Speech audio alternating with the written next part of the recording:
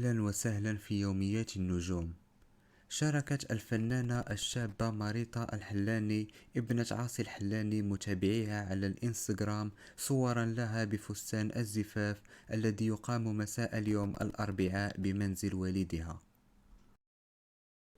ونشرت ماريتا صورتين لها بفستان الزفاف وعلقت بما يلي: وتحتفل حاليا ماريتا الحلاني بزفافها على كميل أبي الخليل الذي يقام في لبنان بمنزل والدها عاصي الحلاني. كما أقيم الاثنين الماضي حفل حنة لماريتا الحلاني وسط حضور عدد من الأهل والأصدقاء المقربين من العروسين. شكرا جزيلا على المشاهدة، لا تنسوا الاشتراك والإعجاب، وإلى اللقاء.